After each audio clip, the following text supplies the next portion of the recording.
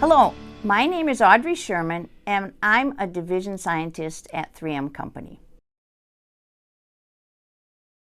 As a scientist at 3M, and in particular a division scientist at 3M, every day I get to look across my division to find problems that the customer has and spend my day looking back into the company for solutions to those customers' problems.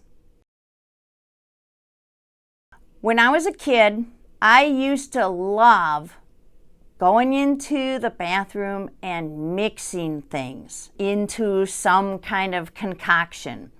And so that kind of spurred me on to like what I do today. I called it cooking. We were basically cooking. That's what really got me interested in science, is just trying to learn what happens when you mix all this stuff up together and what could we create.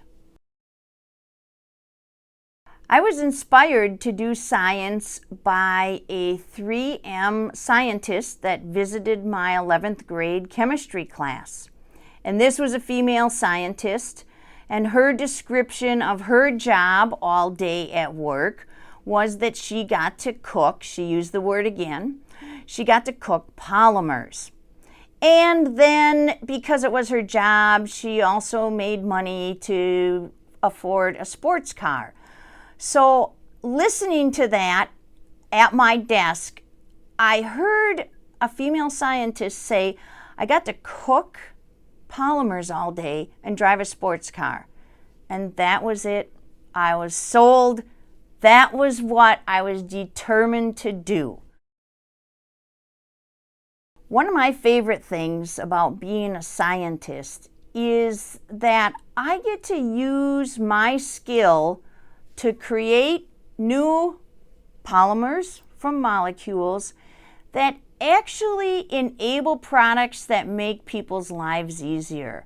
So it's so much fun to know that what I'm doing with my scientific background really improves people's lives, makes their tasks easier, and just creates a lot of joy in the world.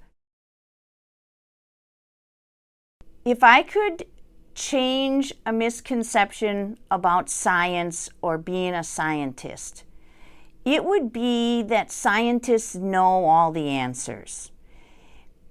When you're learning about science, yes, there's an answer that they're expecting you to get.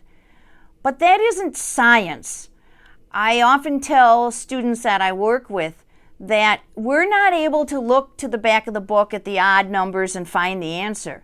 We're actually making the answer. That means that what we learn is always correct. And I love that part.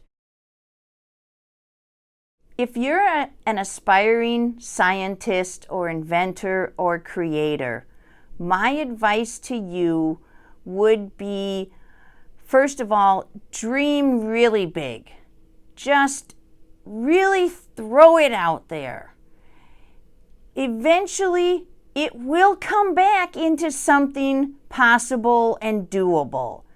But only you can throw it out far enough. Other people will not be able to throw as far as you can.